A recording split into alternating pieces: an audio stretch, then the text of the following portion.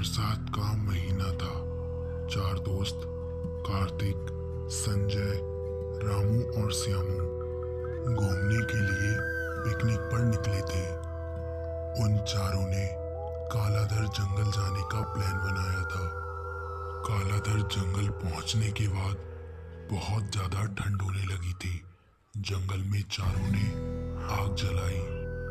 चारों आग के आसपास बैठ गए। कालाधर जंगल में कोई भी नहीं आता था।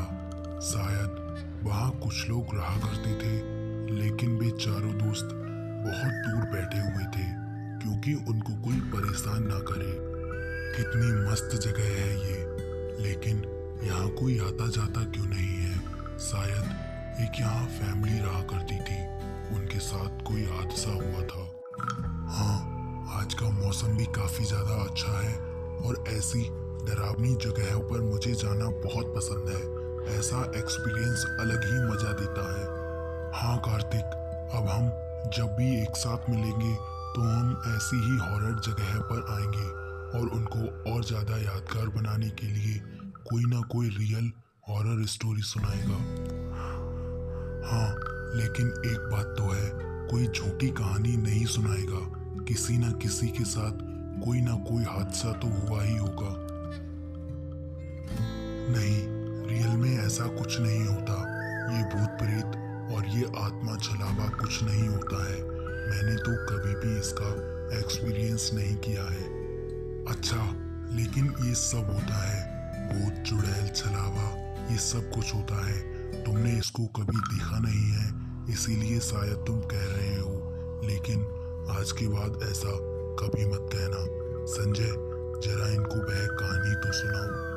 जैसे ही रामू ने ऐसा कहा, संजय के पैरों तले जमीन खिसक गई। उसका चेहरा लाल होने लगा था क्योंकि संजय और रामू एक बार जंगल में फंस गए।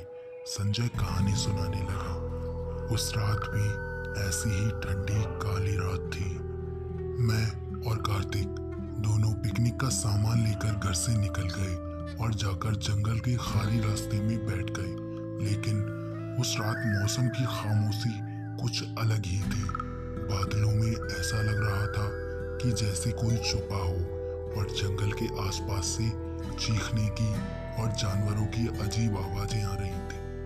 आज कितना ज्यादा अच्छा लग रहा है, लेकिन अचानक से इस मौसम को पता नहीं क्या हो गया है। ये मौसम भी, हाँ, ऐसा लग रहा है जैसे कोई हमसे कह रहा हो, यहाँ बिल्कुल भी मत रुको और यहाँ से चले जाओ जितना जल्दी हो सके। लेकिन नहीं, मुझे ऐसा नहीं करना चाहिए।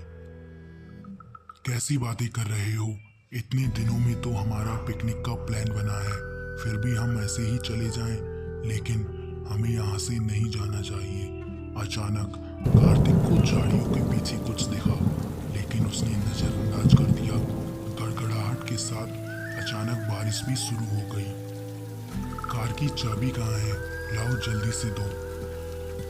कार की चाबी तो मैंने तुम्हें दे दी थी ना। देखो, मैं तो पहले ही कह रहा था यहाँ से चलो। देखो, अजीब सी कोई परछाई हवा में तैर रही है। तुम कौन हो और इस बारिश में और हवा में कैसे तैर रही हो? हमने ऐसा कभी नहीं देखा। हमें जाने दो, हम वापस यहाँ कभी नहीं आएंगे। हमें जाने दो, हम नहीं लौटेंगे।